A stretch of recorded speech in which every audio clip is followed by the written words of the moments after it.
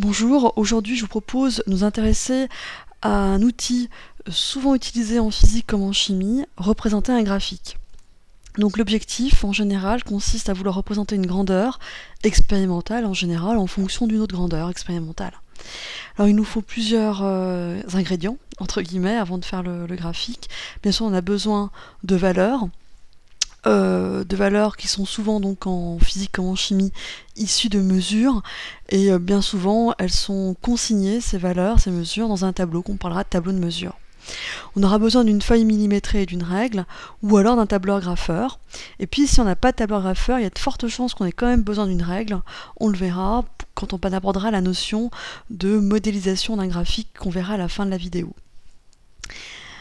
Alors le tableau de valeurs, supposons qu'on s'intéresse à un objet qui se déplace au cours du temps et qu'on relève la distance parcourue par cet objet pour différents instants, différentes dates.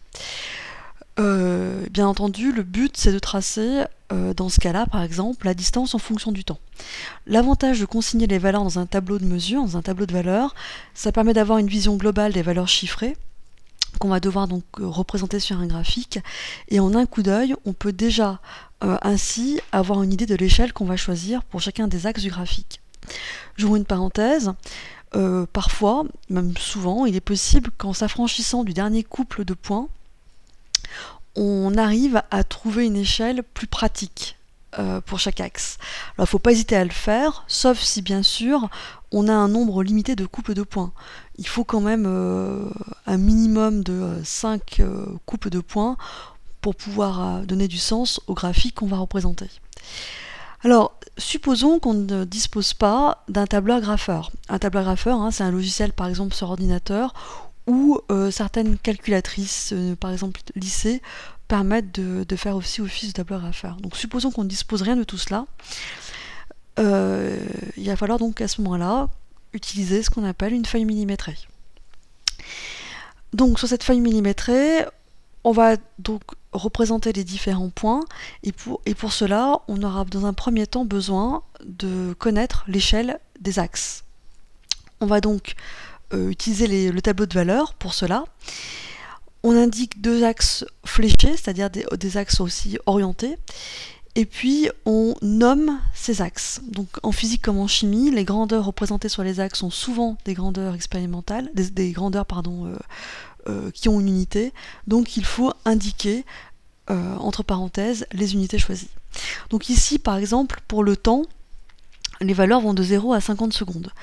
On peut donc se dire que pour l'axe des abscisses, on peut très bien prendre 2 cm pour 10 secondes. Autrement dit, 1 cm toutes les 5 secondes. Donc une façon de représenter l'échelle, assez rapide, consiste à mettre un petit vecteur unitaire, c'est-à-dire dont la longueur de la flèche correspond ici à 1 cm, et d'indiquer dessous la valeur chiffrée à laquelle cela correspond. Donc ici, le vecteur horizontal permet d'indiquer en plus le sens croissant des valeurs. Donc ici, tous les centimètres chaque centimètre va correspondre à 5 secondes, autrement dit tous les 2 cm, on aura donc 10 secondes. On peut faire le même raisonnement pour l'axe des ordonnées, donc ici, à savoir 1 cm vertical par exemple pour 10 mètres, autrement dit tous les 2 cm pour 20 mètres. Ensuite, on va représenter les points expérimentaux. Attention, c'est pas un point, c'est pas un fois, c'est un plus qu'on utilise pour pouvoir effectivement coïncider à la fois avec les ordonnées et les abscisses de chaque couple de points. Donc cet ensemble ici de plus, rouge sur le graphique, cet ensemble de points s'appelle un nuage de points expérimentaux. Alors, je résume les grandes étapes. Donc d'abord, choisir des axes orientés, des axes nommés avec les unités quand on est en physique ou en chimie, ou dans n'importe quelle discipline expérimentale. Représenter bien sûr l'échelle, soit comme ici avec un petit système de vecteurs, soit alors aussi par des phrases. Par exemple, 1 cm horizontalement correspond à tant de secondes, 1 cm vertical correspond à tant de mètres. Des plus pour les points expérimentaux, et puis il ne faut pas aussi bien sûr oublier le titre. Donc il ne faut pas se casser la tête en général, on indique juste distance en fonction de temps, c'est-à-dire on nomme la grandeur en fonction de l'autre. Alors ça ne s'arrête pas là, il nous reste une dernière étape à faire, ce qu'on appelle la modélisation du graphique. Donc modéliser un graphique, en quoi ça consiste? Modéliser le nuage de points, il s'agit donc de proposer une courbe assez simple qui représente au mieux l'ensemble du nuage de ces points. Alors au lycée en général, je dis bien en général mais pas toujours, c'est soit une droite, soit ce qu'on appelle une courbe exponentielle.